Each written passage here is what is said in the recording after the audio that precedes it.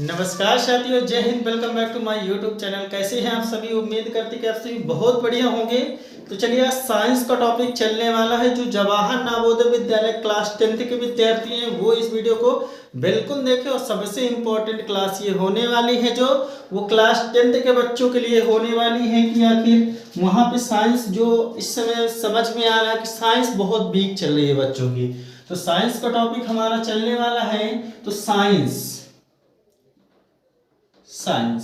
Science ये important है class 10th और जवाहर नवोदय विद्यालय के बच्चों के लिए। तो पहला टॉपिक हमारा जो है प्रकाश का चलने वाला है। प्रकाश यानी लाइट यहां से जुड़ा हुआ कौन सा प्रश्न इंपॉर्टेंट है? प्रकाश के परावर्तन के नियम क्या होते हैं, ये हमें बताना है। तो नंबर 1 में प्रश्न क्या है कि प्रकाश के परावर्तन के नियम लिखना है कि नियम क्या होते हैं। तो इसके लिए हम बहुत अच्छे तरीके से देखेंगे, एकदम जीरो लेवल से इसको सीखने वाले हैं कि आखिर यहाँ पे होने क्या वाला है। तो चलिए, बाकी बेसिक जानकारी आपको लेना है तो आपको टाइम पे वीडियो मिलते रहेंगे, जरूर देखें। तो चलिए, एक हम बनाते हैं यहाँ पे समतल दर्पण बनाते हैं। ये हमारा क्या होगा, एक समतल दर्पण हो गया। इस पे हम क्या कर देते हैं, पेंट कर देते हैं। ये हो, इसमें क्या कर दिए हम, पेंट कर दिए। पेंट क्यों करते हैं? पेंट इसलिए करते हैं कि अगर पेंट नहीं होगा दर्पण में तो क्या होगा कि वहां पे जो प्रतिबिंब है वो नहीं बनेगा। समझ में आया? और ये जो पेंट होता है सिल्वर ब्रोमाइड का रहता है, सिल्वर ब्रोमाइड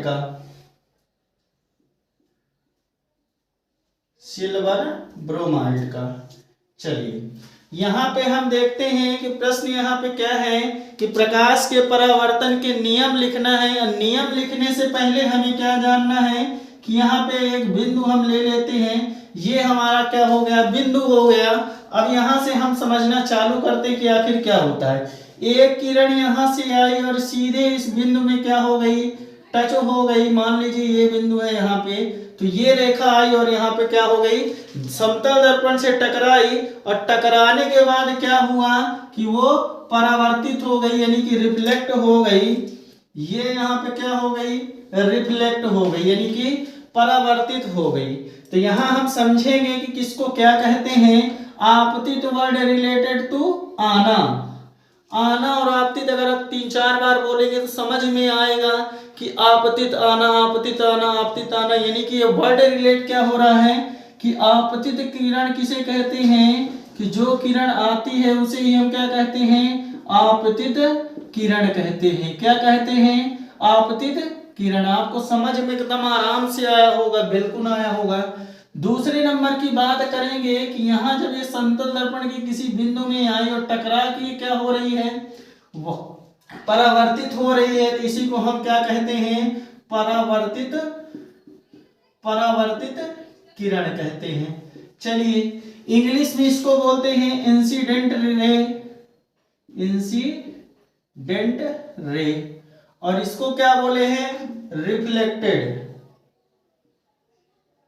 रे बोलते हैं।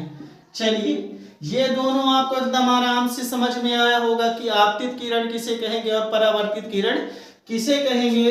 तो आने वाली रेखा आपतित किरण और समतल दर्पण पे टकराई, ये हमारा क्या है, समतल दर्पण है। क्या है, समतल दर्पण है। तो ये जो समतल दर्पण पे टकरा के क्या हो रही है, परावर्तित हो रही है। तो ये परावर्तित क्या हो गई, हमारी रेखा हो गई। चलिए, ये हो गया। अब तीसरे नंबर की बात करेंगे कि बीचों बीच यहां से क्या होता है कि एक अभिलंब डाला जाता है। ये हमारा क्या हो गया, अभिलंब हो गया, अभिलंब।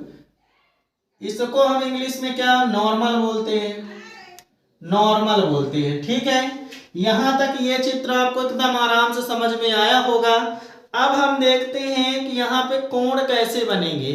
तो नंबर 1 पॉइंट हमारा होगा, क्या होगा कि ये जो तीनों बनने के बाद जो होता है तो हमें यहाँ पे कोण बनाना है। और कोण हमें कहाँ से प्राप्त होगा, तो कोण हमें प्राप्त होगा, यहाँ हम लिख देते हैं कि अभिलंब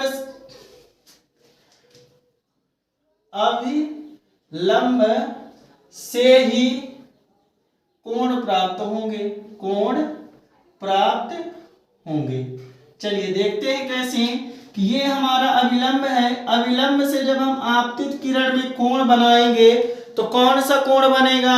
ये देखिए आपतित किरण है तो यहाँ पे बनने वाला कोण हमारा क्या कहलाएगा? आपतित कोण कहलाएगा। अविलंब से ये परावर्तित किरण में बनने वाला, इसको आपतन कोण कहेंगे। क्या कहेंगे? आपतन।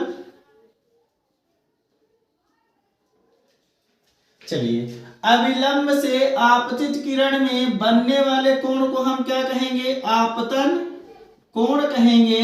और वही दूसरी ओर जब हम चलेंगे कि अविलंब से आप परावर्तित किरण पे बनने वाला कोण हमारा क्या कहलाएगा? परावर्तन कोण कहलाएगा। चलिए यहां हम समझ में आपको बिल्कुल आ रहा होगा, ये इंसिडेंट रे थी इसलिए इसको हम आई से डिनोट करते हैं, और वही ये क्या थी? रिफ्लेक्टेड रे थी, इसको हम कहे से दर्शाते हैं? आर से दर्शाते हैं। इसको आर से दर्शाते हैं और इसको आई से दर्शाते हैं। तो ये हमारा क्या हो गया? इसका डायग्राम हो गया, चित्र हो गया। इसी से हमें क्या आप सब लिखना है कि इसके नियम क्या होते हैं। तो इसके नियम हम बिल्कुल देखेंगे। आप वीडियो रोक के स्क्रीनशॉट इसका ले सकते हैं। इसके बाद सीधे हम आगे बढ़ते हैं। चलिए अब आपको थोड़ा सा कैमरा नीचे करना पड़ा है क्योंकि ये बोर्ड भरा हुआ है, इसको अभी रफ करके पढ़ाना जरूरी नहीं समझ रहा हूं। इसी में देखते हैं कि आखिर यहाँ पे नियम क्या होते हैं परावर्तन के। तो पहला नियम परावर्तन का होता है, क्या नियम होता है इसका? पहला नियम होता है कि जो आपतित किरण है और परावर्तित किरण है, तो यहाँ पे जो कोण बन रहा है आपतन कोण और परावर्तन कोण का मान क्या होता है? बराबर होता है। कैसे बराबर होता है कि मान लीजिए हम मैथ में पढ़े हैं कि यहाँ पे जो कोण बन रहा है 90 डिग्री का बन रहा है, अगर इसके बीचों बीच काट देंगे हम तो ये जो कोण बनेगा 45 डिग्री का, ये कोण बनेगा 45 डिग्री का। यानी कि इसके बीच से जो रेखा खींच दी गई है यहाँ क्या करती है? वो समान दो भागों में बांटती है। तो यहाँ भी आप देख सकते हैं कि अविलंब इन दोनों के बीचों बीच आया है। अतः ये वाला कोण और ये वाला कोण क्या हो जाएगा? बराबर हो जाएगा। तो पहला है कि आपतन कोण और परावर्तन कोण का मान बराबर होता है। यानी कि आई बराबर क्या होगा? आर होगा। इतना सभी को समझ में एकदम आराम से आया होगा। दूसरा नियम देखते हैं, केवल हम देखेंगे कि एक कोण की बात की गई है, दूसरा क्या है कि इन तीन की बात की गई है। आपतित किरण, परावर्तित किरण और अविलंब, तीन की बात ही केवल की गई है। तो दूसरा नियम हमारा क्या होगा कि आपतित किरण, परावर्तित किरण और अविलंब जो होता है, अविलंब तीनों एक ही तल में स्थित होते हैं, एक ही तल में स्थित होते हैं।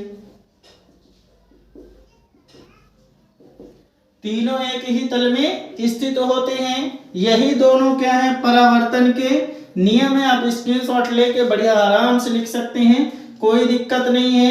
तो चलिए जल्दी ही आपको मिलते हैं हम नेक्स्ट पार्ट लेके। बहुत अच्छे वीडियो आपके परीक्षा की दृष्टिकोण से आएंगे। एक लाइक हमारे लिए जरूर करें, वीडियो को ज्यादा से ज्यादा शेयर करें। तब तक के लिए जय हिंद।